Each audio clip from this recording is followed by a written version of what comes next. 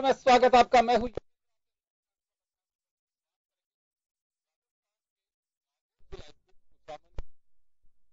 किसान की सुसाइड से जुड़े मुद्दे पर। आखिर उस किसान को सुसाइड क्यों करना पड़ा और क्या ये एक सियासी मुद्दा है? लगातार राजनीतिक दल परिवार वालों को सांत्वना दे रहे हैं। दूसरी तरफ मुख्यमंत्री वसुंधरा राजे प्रदेश के दौरे पर हैं, राजस्थान गौरव यात्रा में, और किसान के आत्महत्या के बाद सियासत गरमा रही है। इस सियासत के क्या मायने हैं? क्या ऋण माफी, कर्ज माफी जो सरकार का एक बड़ा एजेंडा है, जिसे किसानों के लिए फ्लैगशिप योजना की तरह देखा जा रहा है, क्या वो भी किसान की जान नहीं बचा पाई? ये पूरे जो पहलू हैं, इनको हम छूने की कोशिश करेंगे। फिलहाल हम आपको मजमून दिखाएंगे कि वाकया क्या है और इस पर सियासत क्या हो रही है, कौन क्या कह रहा है। उसके बाद हम लौटेंगे हमारे पैनलिस्ट के साथ में। हमारे साथ किसान नेता रामपाल जी जाट हमारे साथ में हैं, वरिष्ठ कांग्रेस नेता सुशील आसोपा साहब हमारे साथ हैं, धर्मवीर चंदेल कृषि से जुड़े जर्नलिज्म में काफी एक जाना पहचाना नाम है, और भाजपा से पंकज मीना हमारे साथ जुड़ रहे हैं। सभी का स्वागत है। आप मजमून देखिए, फिर लौटते हैं। के कुचामन सिटी के हुडील में एक किसान ने कर्ज से परेशान होकर अपनी जीवन लीला समाप्त कर ली। बैंक से किसान मंगलाराम ने 4.5 लाख रुपए का कर्ज लिया था, जिसे वो चुका नहीं पाया। कर्ज नहीं चुका पाने की स्थिति में एसडीएम ने भी कुर्की के आदेश निकाल दिए थे, जिसके चलते 7 अगस्त को किसान मंगलाराम की जमीन कुर्क होनी थी। इस मुद्दे पर प्रदेश की सियासत भी गर्मा गई है। कांग्रेस ने बीजेपी पर किसान विरोधी होने का आरोप लगाया है। कांग्रेस के संगठन महासचिव अशोक गहलोत ने भी इस मुद्दे को लेकर सरकार पर निशाना साधा है। वहीं जयपुर में कांग्रेस ने इस मुद्दे पर विरोध प्रदर्शन भी किया। वहीं वामपंथी नेता अमराराम ने भी भाजपा सरकार को किसान विरोधी बताया है। आपने सिर्फ किसानों के मन में ये बैठ गया कि ये सरकार सिर्फ बोलती है, करती कुछ नहीं है। किसान डरा हुआ सहमा हुआ था, उसने आत्महत्या कर ली। इससे आपकी सरकार की सच्चाई पोल खुलकर सामने आ गई है। इसके बाद मुख्यमंत्री जी कुछ नहीं बचा। गौरव आपने खत्म कर दिया, राजस्थान को आपने बर्बाद कर दिया, फिर भी आप अपनी पीठ थपथपाते हो। इससे बड़ा पाप कुछ नहीं हो सकता। ये मंगलचंद की आत्महत्या नहीं है, ये सरकार की संस्थागत हत्या है। सरकार से लगातार किसान सभा और राजस्थान और देश का किसान मांग कर रहा है कि 20 साल से सरकार की किसान विरोधी नीतियों से जो किसान कर्जे में दबा है उसका कर्जा माफ किया जाए। इसकी सुनवाई नहीं करके ये संस्थागत हत्या मंगल की हुई है। किसान की मौत पर जहां सियासत गरमाई हुई है और विपक्ष इस मुद्दे को जोर शोर से उठा रहा है, तो बीजेपी ने भी विपक्ष के आरोपों का जवाब दिया है। बैंक ने उसको अटैच किया, मतलब नीलाम नहीं किया कि उनको भी ये जमीन हमारी, जब तक हमारा पैसा नहीं चुके तब तक ये जमीन बिकनी नहीं चाहिए। इससे वो अगर गलत मानते हैं, इसके कारण उनको कुछ होता है, तो इसके लिए सरकार और जांच कराएगी, और जो भी इसमें अगर कहीं कोई फॉल्ट रहा है उसके खिलाफ कार्रवाई। ये पहला मामला नहीं है जब किसान ने प्रदेश में आत्महत्या की हो। प्रदेश में 2008 से 2015 तक 8 सालों में 2870 किसान खुदकुशी कर चुके हैं।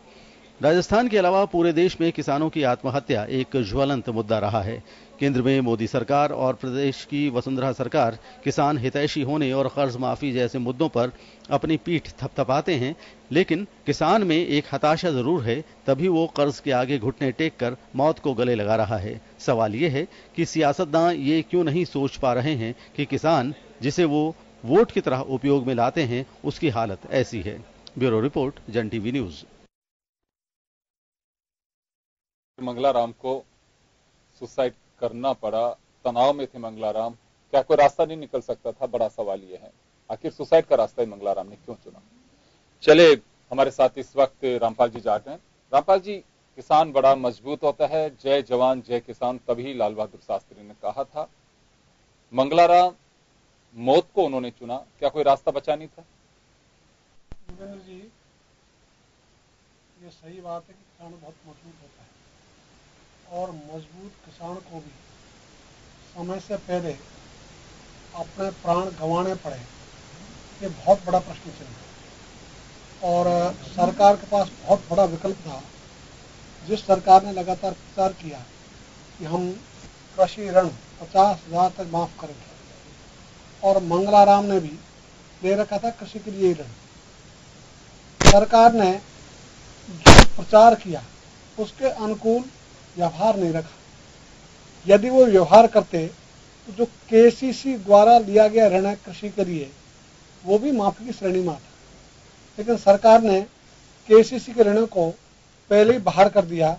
प्रचार करते हुए भी जिस प्रकार से सरकार 50,000 का प्रचार कर रही है और 50,000 सर्टिफिकेट अब तक तो देखने में आए नहीं। ये विकल्प तो अनेक थे उसको बचाने के लिए। यदि सरकार प्रशासन पहले चेतता तो भी उससे जाके मिल सकते थे, उससे बात कर सकते थे। तनाव का जानकारी रखना ये सरकार का पाउंड डाउन ड्यूटी है, उसका नैतिक कर्तव्य है कि वो पहले प्रिकॉशंस रखे, लेकिन उन्होंने तो कोई प्रिकॉशन रखे न केसीसी को ऋण माफी में लिया। यदि केसीसी ऋण माफी में होती तो घटना ही घटित नहीं होती। चलिए आसोपा साहब हमारे साथ में। आसोपा साहब, आपसे जानना चाहूंगा कि 8 साल से ऋण चल रहा था, 2,98,000 रुपए का ऋण लिया, 2.25 लाख रुपए चुकाए, और जब लगातार नोटिस मिलते रहे तो 4,59,000 करीब ये राशि बकाया बताई और जमीन कुर्की के आदेश दे दिए गए। चले खैर, मंगलाराम के परिवार को उम्मीद थी कि 50,000 रुपए का मेरा कर्ज माफ होगा, लेकिन बैंक का एक अपना एक प्रोसीजर होता है कि समय के साथ में जो चलता है, क्या माने इसे कि शिक्षा की कमी माने या बैंकों की ज्यादती माने, क्या कुछ तो होगा कि जिसकी वजह से, क्योंकि कोई भी नियम विरुद्ध बैंक भी नहीं कर सकता। देखिए, बैंकों को तो सरकार के डायरेक्शन के अनुसार काम करना होता है। 3 तरह की व्यवस्थाएं हैं, सभी लोग जानते हैं कि किसान उतना शिक्षित नहीं होता। मैं और आप ही अगर ये जितना कॉम्प्लेक्स सिस्टम सरकार ने बना दिया है, केसीसी है, बिना केसीसी सरकारी बैंकों से कृषि के लिए ऋण लेने की व्यवस्था है, पीएलडीबी है और आपका कोऑपरेटिव सोसाइटी है। जी जी जी, 4 बड़े फ्रंट्स हैं जहाँ से किसान लेता है। कहीं ब्याज की दर कुछ है, कहीं ब्याज की दर कुछ है, कहीं वो सरकार छूट देती है, कहीं सरकार छूट नहीं देती है। इतना कॉम्प्लेक्स और इतना कंफ्यूजिंग सिस्टम है जो डेवलप हुआ इन दिनों में, पिछले 4 सालों में। दूसरी बात, आपने जो ये पर्टिकुलर केस की बात कही है, ये केवल एक केस नहीं है। रामपाल जी इसको स्वीकार करेंगे शायद कि सभी जिलों में पीएलडीबी के जो मैनेजिंग डायरेक्टर्स हैं, उन्होंने कुर्की की लगातार प्रक्रिया चल रही है और इसमें भाजपा ने जगह जगह कुर्की की भी है लोगों की जमीनें, और ये बहुत गलत काम हो रहा है। दूसरी बात, तीसरी बात, जो लेकिन एक कुर्की भाजपा कर रही है कि सिस्टम कर रहा है, बताइए आप। सिस्टम, मैं भाजपा की इस बात इसलिए कर रहा हूँ जी कि जब आप एक कोऑपरेटिव सोसाइटी के लोन को चूज कर लिया जी, उसमें 2 हेक्टेयर की लिमिट बांध दी, असिंचित क्षेत्र को भी उसमें लिमिट बढ़ाई नहीं और अमाउंट भी 50 कर दी। 2 हेक्टेयर से ज्यादा आया तो उसकी बाद में जाकर के उस अनुपात में कम करने की कर दी। केसीसी वालों को बाहर रख दिया। जो नियमित बैंक से कृषि कार्य के लिए ऋण लेते हैं बिना केसीसी, उनको बाहर रख दिया। पीएलडीबी को उससे लिंक नहीं किया। पीएलडीबी में जो 12.5% ब्याज है, वो जो आप ये 4 लाख बता रहे हो, उसी का नतीजा है। तो स्क्वायरली बढ़ता गया। इन सब चीजों को जब आप टोटलिटी में नहीं करते हो, क्यों नहीं करते हो? क्योंकि आपकी सोच किसान और कृषि के प्रति नहीं थी। तो दबाव था किसान का और राजनीतिक विरोधी दलों का दबाव था, कांग्रेस का भी था, किसान यूनियन का भी था, रामपाल जी की भी भूमिका है, अन्य किसान संगठनों की भी भूमिका है। पायलट जी और रूडी साहब ने भी यात्रा की थी जब वो आपने कमेटी बनाई। तो ये सब चीजों के दबाव में आनंद फानन में आपने किया, आपको समझ नहीं है। और किसान जो है उसको रिलीफ देने की कर्ज माफी नहीं है। कर्ज माफी जो बात कर रहे हैं उसमें भी अभी आपको लग रहा है कि किसान को भ्रम में रखा जा रहा है। मैं ये जानना चाहूंगा, लेकिन जो सिस्टम अभी है जिसमें भाजपा का भी आप जिक्र कर रहे हैं, क्योंकि 8 साल पहले ऋण लिया, सिस्टम में कुछ बदलाव हुआ है अभी पिछले 5 साल में? ये फ्लैट रेट मामला नहीं है। मैं जो बात कहना चाह रहा हूँ, आपको जो प्रश्न पूछ रहे हैं दूसरे तरीके से, ये फ्लैट रेट मामला नहीं है। ये आपने 50,000 कर दिया और 2 हेक्टेयर है, ये है, वो नहीं है, उसी के अंदर एक भूमिका बना दी। आपको उनकी टोटलिटी में देखना होगा कि आप मुझे बताइए, ट्रैक्टर के लिए किसी ने लोन लिया और वो चुका नहीं पा रहा है और डिस्ट्रेस में है, वो ब्याज पे ब्याज बढ़ रहा है, तो उसको भी इस पैकेज में शामिल करना होगा। उनको भी कहीं एक मैसेज देना होगा कि हम आपके साथ हैं, आपकी जमीन कुर्क नहीं करेंगे। सरकार कहाँ जा रहे हैं? पीएलडीबी का या केसीसी का लोन वाला किसान कहीं नहीं भाग रहा है। सरकार क्यों डर रही है? हजारों करोड़ रुपए व्यापारियों के, लाखों करोड़ जो माफ कर रही है, सरकार उसको ऐसी क्या प्रॉब्लम आ रही है कि भाई वो अपने अधिकारी को नहीं कह सकती, डायरेक्शन नहीं दे सकती कि स्टॉप ऑल कुर्कीज, नंबर 1। ये सिस्टम में इसमें क्या करना है, इसमें तो एक डिसीजन लेना है। किसान को डरा रहे हो आप, मैं ये कहना चाह रहा हूं। इसलिए आप सिस्टम को मत करिए, सरकार का डायरेक्शन है कि ये रिकवरी करिए, रिकवरी की नीयत आपकी। अच्छा, मैं एक और बात कह रहा हूं, मैं अभी दिन में देख रहा था, it is some 100 crore only, जो ये पीएलडीबी का लोन है कुछ 100 करोड़ रुपए है पूरे प्रदेश भर में। आप उनको एक बार ब्याज उनका बढ़ भी रहा हो, मान लो उनका अमाउंट एक्यूमुलेट भी हो रहा हो, एक बार आप रोको तो सही। कुर्की का डर दिखा के किसानों को आप करोगे। ये दलित किसान है, दिव्यांग किसान था, ये कहीं कोई अधिकारियों में भी संवेदनहीनता क्यों आ जाती है कि मुख्यमंत्री का चेहरा संवेदनहीन है, केवल सत्ता और सत्ता चाहिए। आप देखो ना कल क्या कहा है कि हमें राज तिलक एक बार और चाहिए, ये लोकतंत्र की भाषा है। ये सोच नीचे परकोलेट हो रही है प्रशासनिक मशीनरी में, ये कहना चाहता हूं।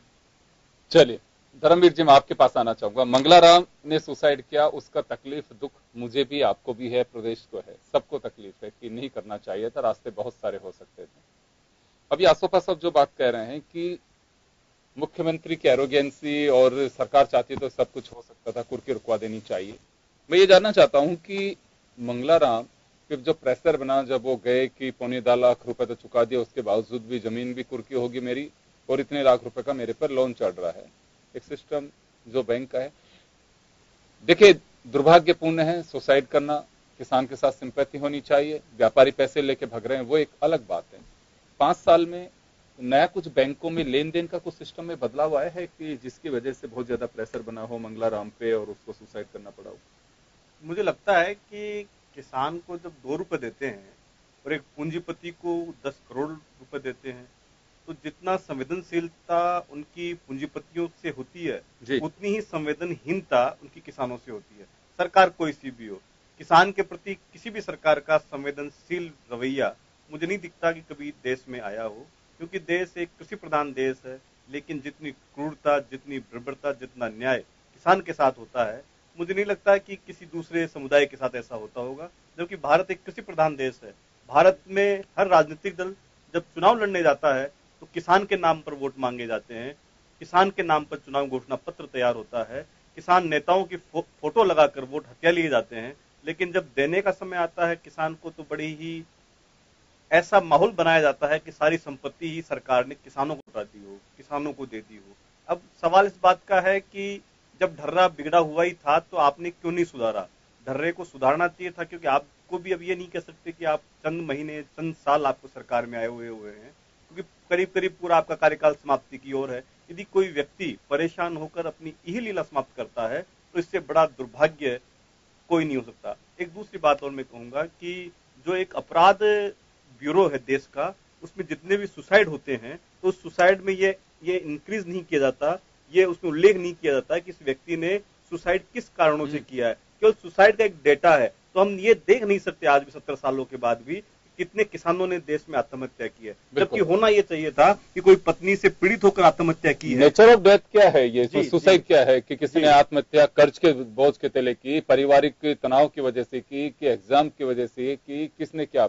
ये जबकि गवर्नमेंट के पास में आंकड़ा होता है, लेकिन ये कोई नहीं बताता। अभी बात बिल्कुल ठीक है। एनसीआरबी 1968 में, NCRB national crime record bureau 68 में जब उसका गठन हुआ, उसके बाद से अब तक कभी ये नहीं कोई बता सकता। ये बस एक मोटे मोटे आंकड़े आते हैं कभी कभी कि महाराष्ट्र में इतने किसानों ने सुसाइड कर लिया, राजस्थान में इतने कर लिया, एमपी में इतने कर लिया, कहीं पे भी जहां का भी जो जिक्र आ जाता है कि वहां पे इतने किसानों ने सुसाइड कर लिया। मैं आपकी बात को आगे बढ़ाते हुए कहूंगा कि उसमें जो कॉलम होता है ना कि कितने लोगों ने आत्महत्या की, उस कॉलम में सिर्फ संख्या होती है इतने लोगों ने सुसाइड किया।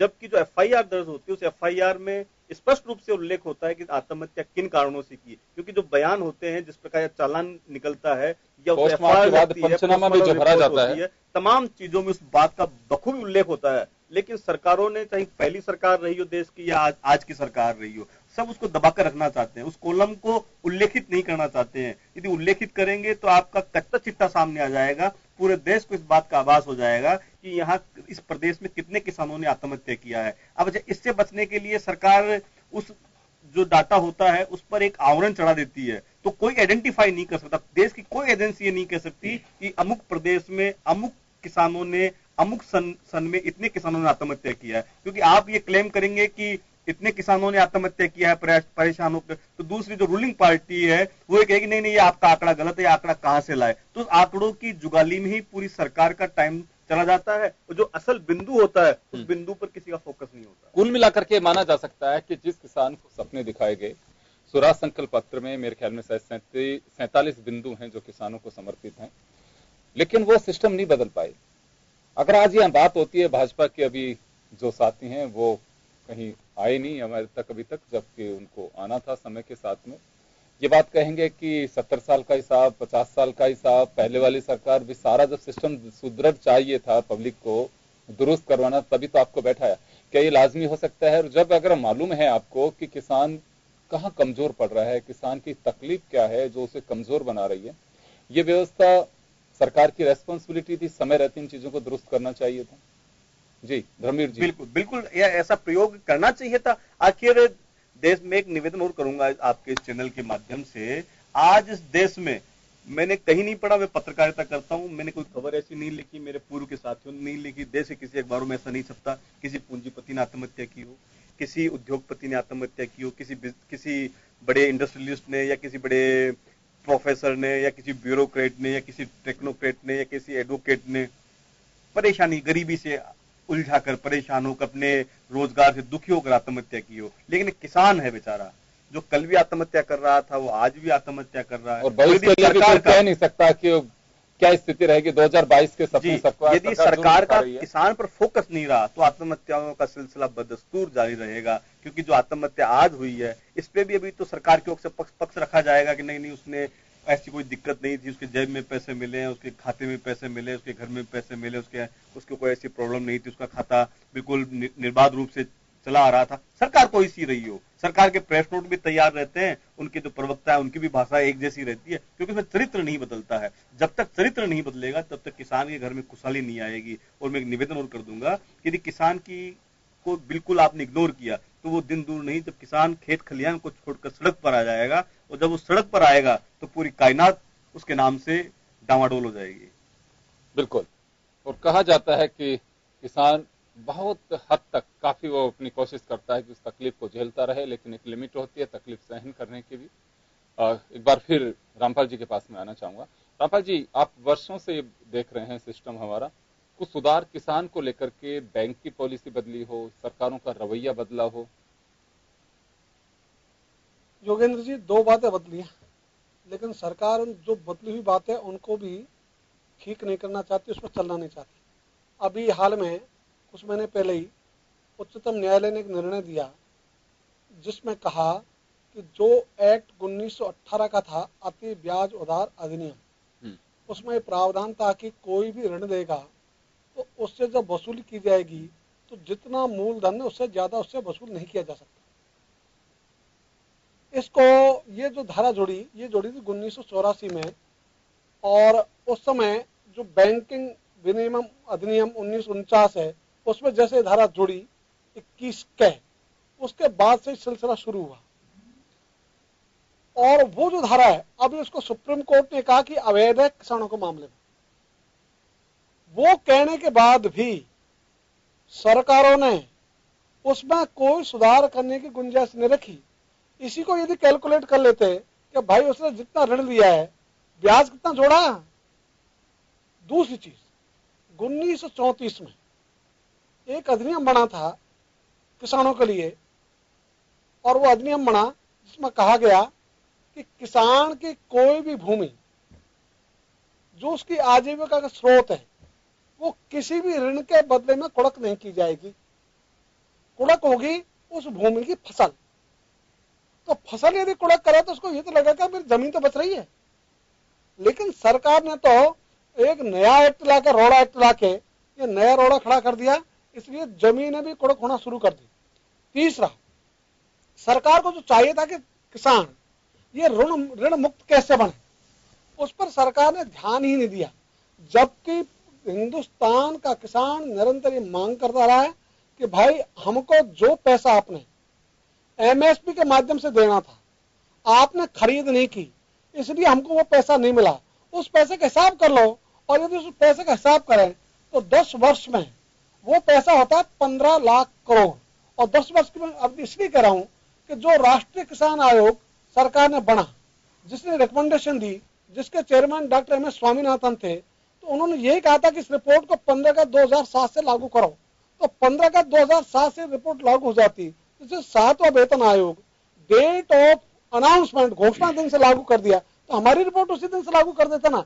और यदि हिसाब देखिए, अभी अमित शाह लगातार इस बात का दावा करते हैं, प्रधानमंत्री नरेंद्र मोदी भी कहते हैं और भाजपा के तमाम कार्यकर्ता कहते हैं कि 90% हमने स्वामीनाथन कमेटी की रिपोर्ट लागू कर दी है। और इस बात को लेकर के कार्यकर्ताओं को जोश भी फूंकने की कोशिश करते हैं कि आप जनता के बीच जाइए। पिछले दिनों जब 21 जुलाई को अमित शाह जयपुर आए थे, तब कहा भी था उन्होंने कि 90% काम कर दिए जाते हैं, 10% नहीं भी हो पाते हैं। कोई सरकार पूरे 100% काम नहीं कर पाती है, तो 10% जो नहीं किए हुए काम है वो 90% पे भारी पड़ते हैं।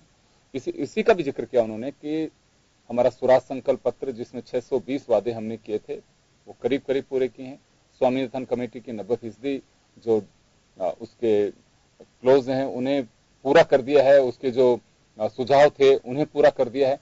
तो 90% पूरे करने के बाद में हम ये सोच के चलते हैं कि अगर 100% भी नहीं, अगर आधी चीजें भी मिलती हैं तो थोड़ा सा आदमी का दिनमान बदल जाते हैं। तो ये तो 90% की बात की जा रही है। योगेंद्र जी, पहले तो मैं जानकारी सही कर दूं, हमारे ये जो बड़े राजनेता हैं जो जानकारी परोसते हैं वो तथ्य गलत है। इसलिए तथ्य समझो कि जो report doctor M S Swaminathan ने राष्ट्रीय कृषक आयोग के माध्यम से 2006 में सौंपी, उसके आधार पर ये जो 90% बातें कहते हैं वो तो कांग्रेस रिजीम में ही किसान नीति 2007 बन गई थी जी। और किसान नीति 2007 में उस समय जो सबसे बड़ा इश्यू था, यानी सारी मांगे एक तरफ और वो एक तरफ, यदि ये कहें तो संख्या की गणना से काम नहीं चलता है। कितनी आपने मांग पूरी कर दी, उनको गणो मत, उनकी क्वालिटी तो देखो, कितने लोगों को उसका लाभ हुआ। तो आपके लाभ के क्षेत्र में कितने लोग शामिल हुए, तो उसमें जो एक बात थी खास, किसान की एमएसपी देने के लिए उसकी गणना लागत पर 1.5 गुना दाम जोड़कर की जाएगी। ये सबसे इंपॉर्टेंट से, बाकी से पर कुछ था ही नहीं कि बाकी तुमने लागू की कि नहीं की, हमारे कोई अर्थ की है ही नहीं। जो एक लाइन अर्थ की थी जिसमें कहा सिविल कर्मचारियों से तोड़ना योग्य होने चाहिए किसान की आय, और उसकी आय को बढ़ाने के लिए न्यूनतम समर्थन मूल्य का निर्धारण होना चाहिए लागत से 1.5 गुना। ये जो सिफारिश थी 2007 से लेकर आज तक अटकी हुई है, और जिनकी कहते हमने लागू कर दी, वो ऐसे काम है जो रूटीन के, उनमें नया कुछ है ही नहीं। तो जो नया था वो तो लागू किया नहीं, इसलिए ये गिनाते रहे संख्या को, उससे कोई अंतर आने वाला नहीं है। तो जिससे मूलभूत परिवर्तन आता, मूलभूत परिवर्तन की सिफारिश एक थी डॉक्टर एम एस स्वामीनाथन की, वो आज तक लागू नहीं। रामपाल जी, देखिए, घटना से सबक लेना चाहिए। अगर सिस्टम में कोई लेकुना तो उसे दुरुस्त करना चाहिए। हम अंग्रेजों के जमाने के कई कानूनों को अभी भी ढो रहे हैं। मंगलाराम की मौत से अगर कोई सबक लेना चाहिए कि कुछ बैंकिंग सिस्टम को दुरुस्त किया जाए, या किसान को भी शिक्षित किया जाए कि आपका लोन है, इसको इस तरह से अगर समय पर चुकाएं तो आपको ये बेनिफिट हो सकता है। क्योंकि देखिए, हमारे यहाँ पे पॉलिसी है और वो मानसिकता है, वो बदलने में वक्त लगेगा। वैसे कोई कठिन काम नहीं, चाहे तो आज भी बदल सकती है, आपका समर्पण चाहिए। हमारे यहाँ पे देखा जाता है कि ये इंडस्ट्रिस्ट है, बड़ा उद्योगपति है, उसके साथ हमारा नजरिया अलग होता है सरकारों का। और जब लगता है बात किसान की होती है, किसान की भी एक कैटेगरी है कि वो बहुत बड़े फार्म हाउस का मालिक है, तो अलग हमारी सोच होगी। बैंक मैनेजर भी उसी लिहाज से उससे ट्रीट करेगा, और लगता है कि बहुत मामूली सा किसान है तो उसके साथ वैसा व्यवहार होगा। तो इस घटना से कुछ सबक लेना चाहिए, सरकारों को सीखना चाहिए। योगेंद्र जी, एक तो आपने जो वर्णन किया एकदम सही वर्णन किया। अभी की स्थिति भेदभावकारी, इसलिए बड़ों का पक्ष लेने से हमारा प्रधानमंत्री कहते हैं मैं कारोबारियों के साथ खड़े होने में कोई शर्म महसूस नहीं करता। और गांधी भी खड़े हुए थे, बिरला के घर थे। अरे गांधी तो उस समय रहे थे जब आजादी का आंदोलन चल रहा था, जो गांधी को कोई रखने को तैयार नहीं था तब बिरला ने रखा था। तो आज आप तो डील कर रहे हो, तो आप कारोबारियों के साथ खड़े क्यों हो ये तो बताओ। तो गांधी से खुद की तुलना कर रहे हो। तो ऐसी बात कहकर वो जो सुधरना चाहे वो भी सुधरने को तैयार नहीं है, ये शो करता है उनका वाक्य। इसलिए कारोबारियों के साथ खड़ा हूं, ये क्यों नहीं कहते कि मैं मंगलाराम के साथ खड़ा हूं। हमारा प्रधानमंत्री जिस दिन ये कहने लग जाएगा कि मैं नागौर के मंगलाराम के परिवार के साथ खड़ा हूं, वो तो नहीं कहते। उनको आनंद आता है अडानी में, अंबानी में, जो उनके लिए 2-2 करोड़ रुपए एक एक सभा पे खर्च करते हैं। ये मंगलाराम तो नहीं कर सकता। मैं तो ये जानना चाहता हूं कि इस घटना से किस तरह से सिस्टम दुरुस्त होना चाहिए। सवाल यह है क्योंकि कोई भी अगर घटना होती है तो वो कुछ एक लेसन भी देती है, उसमें सुधार होना चाहिए। योगेंद्र जी, आपकी जैसी इच्छा शासन वालों की हो जाए तो बिल्कुल सुधार हो सकता है। दिक्कत यह है, मंगलाराम की घटना के पहले राजस्थान में 2015 से लेकर अब तक 75 से अधिक किसान अपनी जीवन लीला समाप्त कर चुके हैं। और खास बात है, तो भी सरकार कहती है कि आत्महत्या केवल 3 है। इन्होंने तो आप जो कह रहे थे कॉलमों की बात तो जाएंगे नहीं वहां तक तो बेचारे। ये तो आत्महत्याओं को रिकॉर्ड पर लेने को तैयार नहीं है। तो जिन किसानों ने आत्महत्या की उनको आप रिकॉर्ड पर लेने को तैयार नहीं, उनको भी आप लौटूंगा आपके पास में। एक छोटे से ब्रेक के लिए रुकेंगे, ब्रेक के बाद हम जल्द लौटते हैं।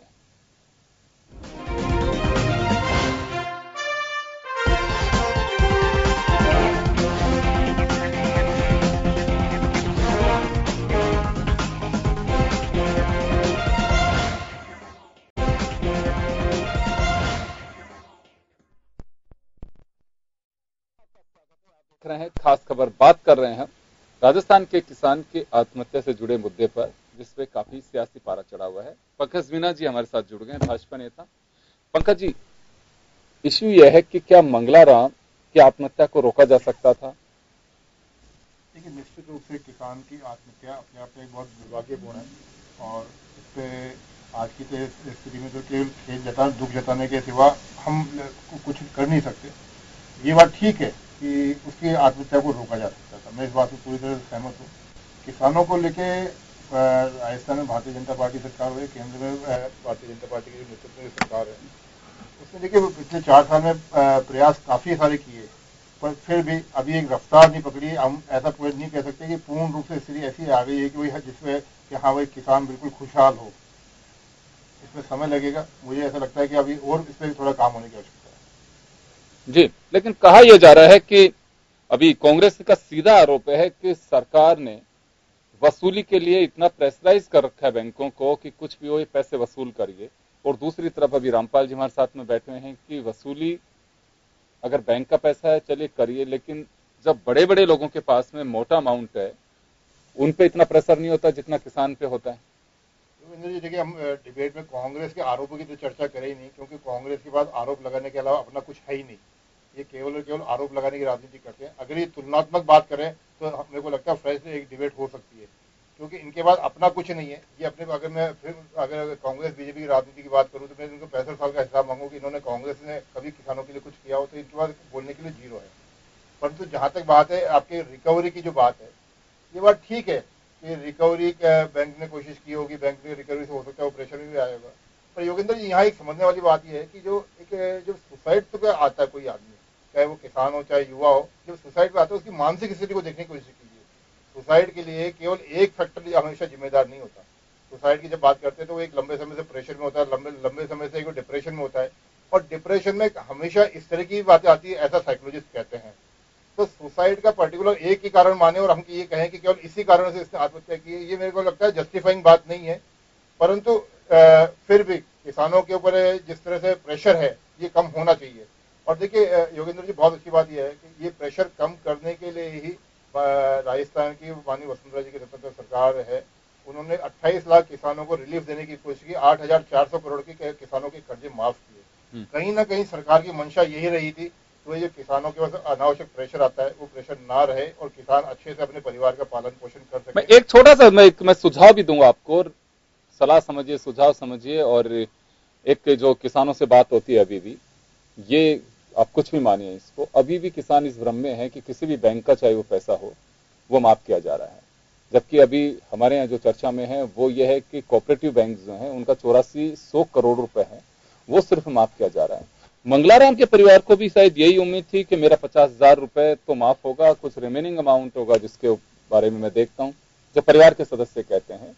और जब उसने सुना कि कर्ज ही उन पे तो 4,59,000 रुपए है। तो जब 2.25 लाख का कर्ज लिया, 2,98,000 का कर्ज लिया, 2.25 लाख चुका दिए, उसके बावजूद तो किसान के हाथ पांव फूले और उसने देखा कि ये तो संभव ही नहीं है, मैं चुका भी नहीं सकता। 2 भाई उनके विदेश गए हुए कमाने के लिए, आकर के शायद हो सकता है कि वो कुछ करते। तो इस बात का जिक्र क्यों नहीं किया जाता है कि इस भ्रम को बिल्कुल छोड़ें कि केवल कोऑपरेटिव के जो पैसे हैं हम सिर्फ वही माफ कर रहे हैं, इसका जिक्र क्यों नहीं किया जाता है? क्योंकि 8400 करोड़ रुपए तो आप माफ कर ही रहे हैं, लेकिन अगर इस राशि का भी बताया जाए कि दूसरे बैंकों का, क्योंकि मंगलाराम जब वहां जा रहा है, मंगलाराम के परिवार के लोग ये बात कह रहे हैं कि हमें ये उम्मीद थी 50,000 रुपए जो है वो सरकार माफ करेगी। जी, यहाँ हम पैनल बैठे सभी लोग इस बात को अच्छे से समझते हैं, ग्रामीण क्षेत्र में किसान सामान्यतः लोन जो लेता है वो कई प्रकार के लेता है। जैसे एक फसली ऋण भी लिया जाता है जो कोऑपरेटिव बैंक से होता है, उसके अलावा कमर्शियल बैंक और नेशनलाइज्ड बैंकों से केसीसी के द्वारा भी लोन लिया जाता है। हर लोन की अपनी एक प्रवृत्ति होती है, उसका यूज पहले डिफाइन किया जाता है। केसीसी जो होता है वो फसल के ऊपर नहीं होता, हालांकि ये ठीक है कि फसल टू फसल चुकाना होता है, परंतु वो केवल फसल के लिए नहीं होता, वो उसे अपने डेली नीड्स भी पूरी कर सकता है। तो ये निश्चित रूप से मैं इस बात को समझता हूँ कि किसानों में ग्रामीण क्षेत्र में इस बात का बहुत ज्यादा भ्रम रहा था कि केसीसी वाला भी माफ हो गया या किसी ने पर्सनल लोन ले रखा है ग्रामीण क्षेत्र में वो भी माफ हो गया क्या। पर ये मीडिया के माध्यम से चाहे जो सरकारी आदेश है उनके माध्यम से बड़ा स्पष्ट था कि कोऑपरेटिव बैंक के लोन माफ है, और उसकी भी वही सीमा भी बताई थी, वही लघु सीमांत किसान उनका 50,000 तक का है और उस रेशो में माफ है। सारी चीज सबके सामने आई थी, वो बिल्कुल अनाउंसमेंट आया था। लेकिन जिस तरह से चर्चा की जाती है कि 50,000 तक के लोन माफ कर दिए गए, मैं आसोपा जी के पास जाऊंगा, लेकिन मैं धर्मवीर जी एक छोटा सा आपसे जिक्र चाहूंगा, क्या वास्तव में किसान की मानसिकता और किसान की सोच में है कि केवल बस मेरा कोऑपरेटिव का ऋण माफ हो रहा है, या वो अभी भी ये सोच के चल रहा है कि 50,000 तक का तो मेरा ऋण माफ ही होगा? जो सच्चाई तो यह है कि किसान तो यही समझ रहा है कि जो मैंने ऋण लिया है किसी भी बैंक से लिया वो मेरा माफ हो रहा है, सरकार की कृपा रही, सरकार ने माफ कर दिया। और मैं ये भी स्पष्ट रूप से कहूंगा कि सरकार ने विज्ञापन तो जारी किए, लेकिन इस चीज को उन्होंने बढ़िया से उल्लेखित नहीं किया कि केवल उनके माफ हुए हैं जो सहकारिता बैंकों से लिए गए हैं। यदि इसको डिफाइन कर दिया जाता बेहतर तरीके से, क्योंकि कोई भी नेता जो बोलता है वो यही कहता है कि 50,000 तक के कर्जे माफ हुए हैं, उनसे मेरा निवेदन है वो साथ में ये भी जोड़े कि जो सहकारी बैंकों से लिया गया है वही ऋण माफ है और उसमें भी एक सीमा है। यदि इसका प्रचार प्रसार होता भले प्रकार से, जितना अपन ने शोरगुल 50,000 माफ हो गए 50,000 माफ हो गए इसमें जितना हल्ला मचाया, थोड़ा हल्ला इस पक्ष में भी मचता तो आज मंगलाराम को मौत को आवश्यकता नहीं। हाँ, कम से कम ये बात जो एक वो सोच के चल रहा था कि चले 50,000 रुपए मेरे ये माफ होंगे तो उससे मुझे थोड़ा सा बेनिफिट होगा। आसोपा साहब आपके पास आना चाहूंगा मैं एक बार। आपकी स्थितियां बदली नहीं है, बदलने में वक्त लगेगा, ये भाजपा का दावा है कि कांग्रेस ने समय रहते चीजों को दुरुस्त नहीं किया। आपने सुना अभी पंकज मीना जी को, बहुत सारी बातें हुई है, चंदेल साहब ने भी कही थी, रामपाल जी ने भी कही, आपने भी कही। पहले तो मुझे भी पहले लगा था कि पीएलडीबी का बैंक है, तो ये पंजाब नेशनल बैंक है। इसके 14-15 हजार करोड़ नीरव मोदी और रिलेल चौकसी लेके भाग गए और उन्होंने सुसाइड नहीं किया। देखिए आप, जो जिस डिप्रेशन की और साइकोलॉजिस्ट का जिक्र भाजपा के साथी करके और किसान की पीड़ा को और बढ़ा रहे हैं और कह रहे हैं कि तू तो मानसिक रूप से अवसादी है इसलिए सुसाइड कर लिया, साफ साफ ये बोलना चाहते हैं। लेकिन मेहुल चौकसी का डिप्रेशन नहीं आ रहा, नीरव मोदी का डिप्रेशन नहीं आ रहा, वो तो वहां के प्रधानमंत्री से कहलवा रहा है कि मैं नहीं भेजूंगा। लेकिन चलिए, मैं उस हल्की बात पे जाना नहीं चाहता जिसपे भाजपा का आजकल वाणी का संयम चला गया है। मैं तो केवल ये कहना चाहता हूँ, एक तो आपने जो बात कही कि एनआरसीबी के डाटा में एनसीआरबी के डाटा में वो आता नहीं है, तो वो क्यों नहीं आता? उसका एक बड़ा ज्वलंत उदाहरण पिछले साल हुआ था। मुख्यमंत्री जी के विधानसभा क्षेत्र पिड़ावा के किसान ने आत्महत्या की, अपनी खेत के पेड़ पे लटक गया और वहां के जिलाध्यक्ष उसके घर गए, उसका ऑडियो वायरल है, आज भी वो ऑडियो यूट्यूब पे वायरल है, मतलब ऑडियो ही वायरल है कि तू अगर ये कहेगा कि कर्ज की वजह से उसकी वजह से कर लिया तो फिर तेरे को कुछ भी नहीं मिलेगा, नहीं तो हम तेरे को नौकरी दिला देंगे। तो ये कहता है ना पारिवारिक डिस्प्यूट था, ये उस कारण की जड़ में है जो आप प्रश्न उठा रहे थे। पर मैं इन्होंने बात उठाई, आपने भी कहा कि सरकारें लगातार किसानों के प्रति संवेदन, ये बात सही है, पंकज जी ने भी स्वीकार किया, अपन सब स्वीकार कर रहे हैं, किसान डिस्ट्रेस में लगातार रहता है। बहुत सारे कारण है, मुझे लगता है आप किसी 3-4 घंटे का टाइम अपने चैनल हेड से मांगो तो मैं खुलासा उसको कर सकते हैं। पर कांग्रेस और भाजपा के एंगल से अगर आप बात करें तो राजस्थान के संदर्भ में जब भाजपा सरकार में आई थी तो एग्रीकल्चर का जो कंपोनेंट था जीडीपी में वो 28.96% था। आज वो 24.16%। अगर इनको सुधार करना था तो 28.96 ही रहता तो भी हम मान लेते कि भाई इनके ही मोदी जी द्वारा की गई नोटबंदी की वजह से किसान मारा गया, जीएसटी के कंफ्यूजन से हो गया, इनकी व्यापारियों को ज्यादा फेवर करने की वजह से हो गया। 28.96 से गिर के 24.16 तो नहीं होना चाहिए था। एक कृषि क्षेत्र की जो विकास दर है वो जब ये सरकार में आए राज्य में तो 4.25%, आज वो 2.25%। नेशनल कृषि विकास दर 4% थी औसत, मोदी सरकार की 2% है।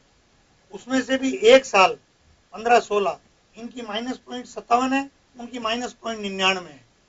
तो अल्टीमेटली ये बार बार कहना या 65 साल और 70 साल और मैं उस हल्के बाद उस आप कह रहे हो कि हम उसको सुधारने में समय लगेगा तो उसको सस्टेन तो करवाते ना आप, तब तो किसान कहीं न कहीं टिका रहता। आप देखिए, मैं बिल्कुल एकेडमिक बात कर रहा हूं और चंदेल साहब इसको थोड़ी हिम्मत करिए स्वीकार करने की। 28% जीडीपी की कृषि में भागीदारी थी तो बड़े बड़े बांध और नहरें और इरिगेशन सेक्टर की ग्रोथ, ऐसे ही थोड़ी अन्नदाता देश अन्न के मामले में निर्भर हो गया 65 साल। ये कोई बात है कहने की? अपना ट्रैक रिकॉर्ड दिखाइए आप। एक बात। दूसरी जो आपने बात उठाई मेरे से कि साहब इसका समाधान क्या हो, तो आपने जो बात बिल्कुल ठीक कही कि साहब ये 50,000 का हल्ला हो गया ना और सब जगह का नहीं हुआ, और आपने कह दिया कि वो केसीसी का तो निजी कार्यों के लिए लोन ले सकता है। तो मुझे बताओ कि भाई कंपनी का जो एमडी है वो तो मकान तक अपनी उस लिमिटेड कंपनी का मकान तक बना सकता है, चेयरमैन के लिए फ्लैट खरीद सकता है, कार खरीद सकता है, और वो पर्सनल उसके इनकम टैक्स रिटर्न में नहीं जाएगी। और किसान अपनी बेटी की शादी नहीं कर सकता केसीसी में लेकर के, और आप ये कहना चाहते हो कि भी वो उसके कर्ज की वजह से आत्महत्या कर रहा है या कुछ भी कर रहा है। This is insult of a farmer. आप खुद फार्मर हैं, मैं भी फार्मर हूं बेसिकली। तो ये तो बहुत ही अन्याय है किसान के साथ बात करना। तीसरा सबसे इंपॉर्टेंट मुझे तकलीफ हो रही है ना इस पर्टिकुलर सरकार से, मैं कांग्रेस छोड़ के बोल रहा हूँ, इसी बता रहा हूँ कि हमने ठीक है स्वामीनाथन आयोग को इन टोटो चाहे नहीं हमने किया होगा, लेकिन वो रिपोर्ट आने के बाद हमने उनका कर्ज माफ किया, उससे बहुत बड़ा रिलीफ मिला, तभी 4% एग्रीकल्चर विकास दर आई। नंबर 1।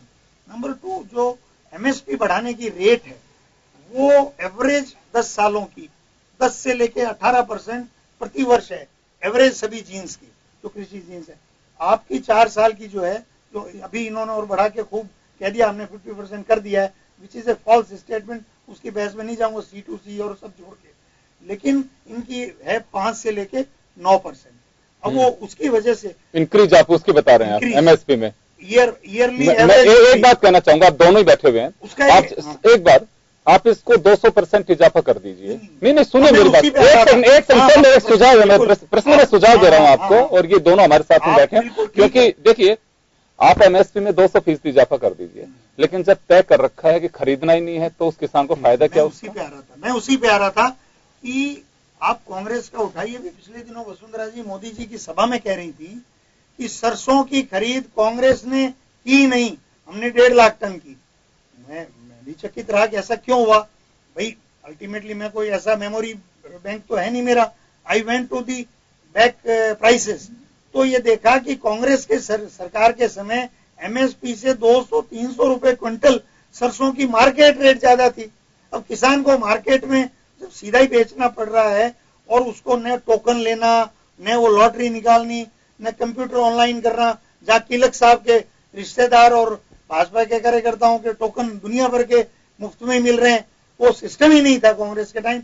कांटा लगता था और आपको जिसको आना है बेच जाए। अब मार्केट की पॉलिसी अगर ऐसी है कि भाई आपका मार्केट ही बराबर एमएसपी के, तो किसान रिलीफ में है। अब उसका जवाब ही दिया इनके मंत्री ने, मैं आपको उसका भी जवाब इनको देना चाहिए। मैं इनके जवाब का वापस सवाल करता हूँ।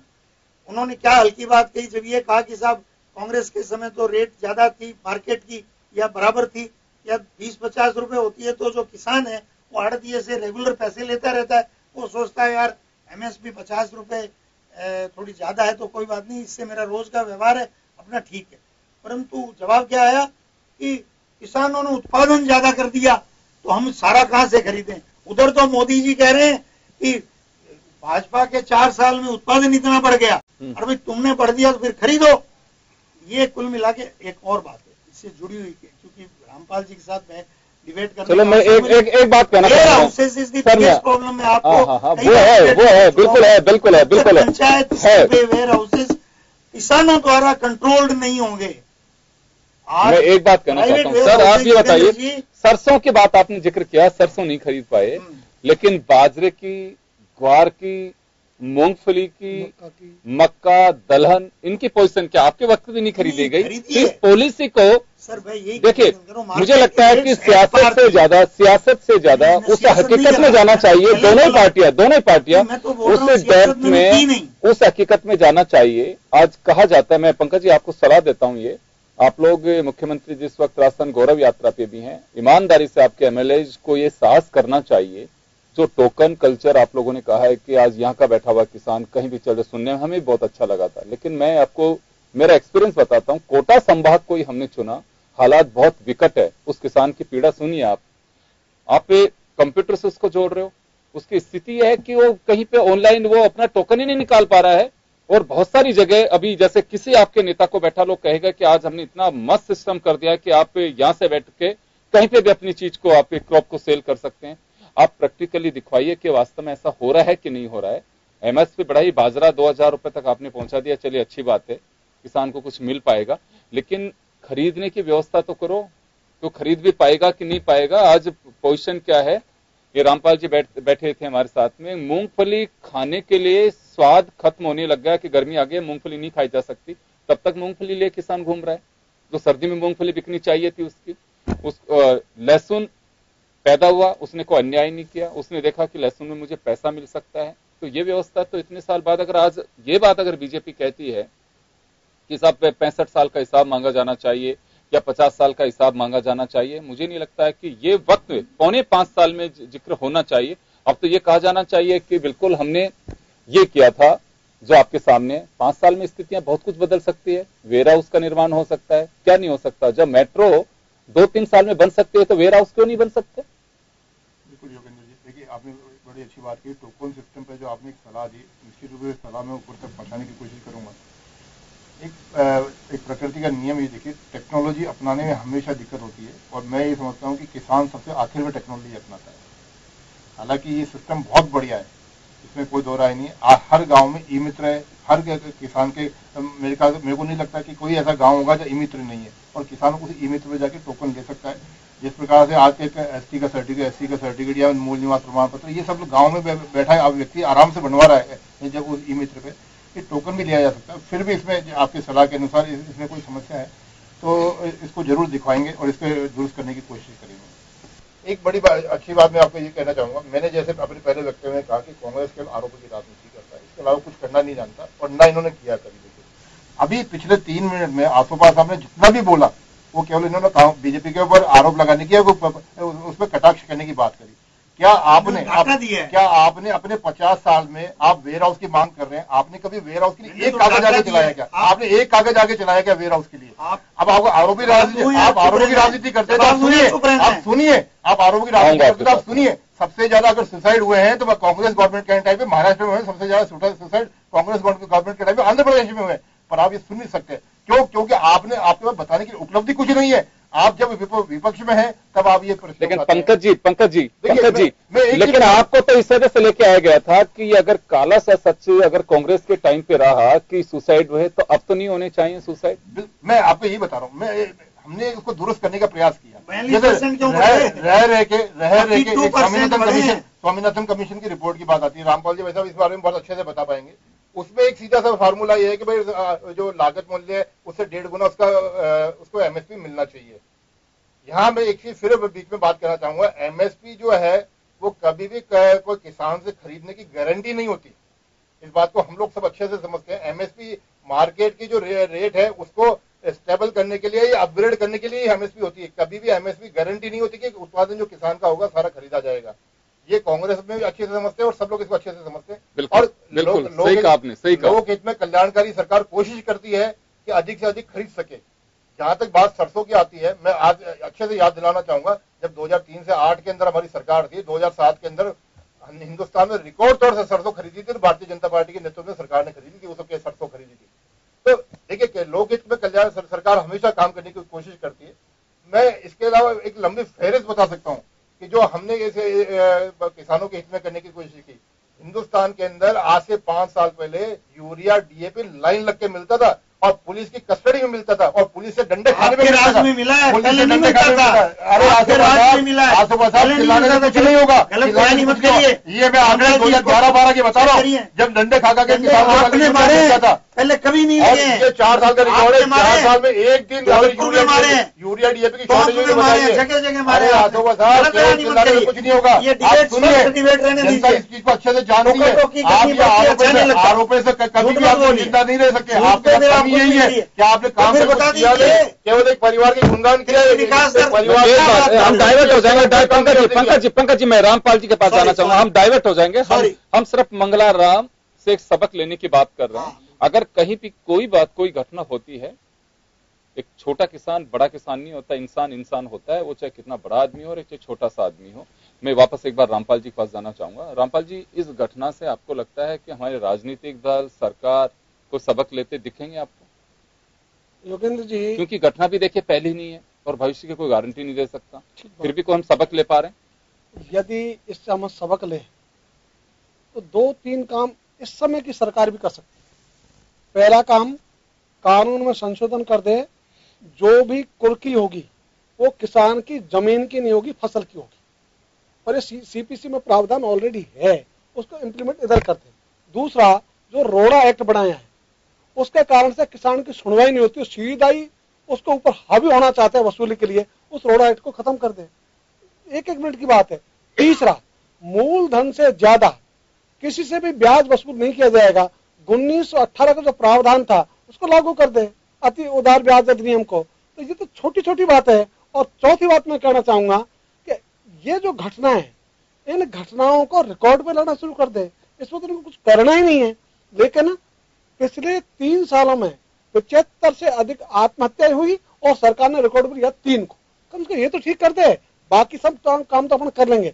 और 5 में कहना चाहूंगा कि यदि एमएसपी को कोई कहे गारंटी नहीं है, ये तो लोकसभा को उत्तर की गारंटी है। तो लोकसभा में भारत सरकार ने उत्तर दिया कि एमएसपी इज गारंटेड प्राइस। तो उन्होंने लोकसभा में झूठ बोला या हमारे पंकज को गलत समझा दिया? तो भाजपा झूठ बोल रही है या लोकसभा में जो उनका वक्तव्य सरकार वो ठीक है? दोनों में से कोई तो एक बात ठीक होगी।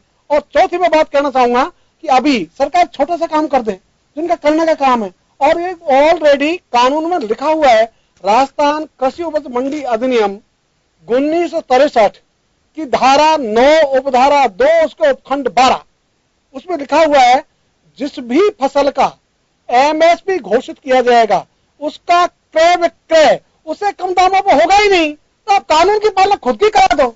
इसलिए कांग्रेस को छोड़ो, कांग्रेस ने क्या किया नहीं किया वो तो इसलिए जनता ने विदाई कर दी। वो अच्छा काम करते, विदा क्यों करते? इसलिए आप भी क्यों विदा होना चाहते हो? कम से कम आप अपने कानून जो बना हुआ है, रामपाल जी, ये तो हो गए विदा। तो ये जो कानून बना हुआ है उसकी पालना में तो आपको दिक्कत है ही नहीं। तो ये भी घोषणा कर दे तो भी अच्छा काम होगा। इसलिए ऐसे जो लोक कल्याणकारी कानून है उसको ठीक कर दे, जो आतताई कानून है उनको समाप्त कर दे। ये काम तो एक दिन का 24 घंटे का, इसमें 25 घंटे लगने की बात ही नहीं है। इतना भी काम यदि कर दे तो भी हम समझेंगे कि कम से कम इस घटना से सरकार ने सबक लिया। ये योगेंद्र, जो आप बार बार इस प्रश्न को उठा रहे हो, कि आप जो मन की इच्छा है, यही मन की इच्छा यदि सरकार की हो जाए तो बढ़िया काम हो जाए। तो हम सबकी जो मन की इच्छा है वही इच्छा सरकार सोच ले तो इनको टाइम लगेगा ही नहीं। साधारण सी बात है, इनको मुश्किल काम है ही नहीं। मन की इच्छा और मन की बात में कुछ अंतर लगता है? हाँ, लगता है ना। मन की बात तो इसलिए की जाती है कि उनको कुछ करना नहीं, और मन की इच्छा ये करने के लिए होती है। इसलिए अभी तो मन की बात कहकर सुना मत किसी की, केवल मन की बात उनकी सुनते रहो। वो क्या उपदेश दे रहे हैं पंडित जी, उन पंडित जी को कथावाचक मान लो और आप सब सुनते रहो कि भाई पंडित जी क्या कह रहे हैं। अरे भाई तुम कहो मत, शासक का काम होता है एक्ट करना, रिएक्ट करना नहीं। ये रिएक्शन से काम चला रहे हैं। भाई किसने क्या किया वो तो हो गया, आप एक्ट करो ना। और एक्ट करके आप अभी कह रहे हो हम किसान के लिए हमने बहुत अच्छे काम किए।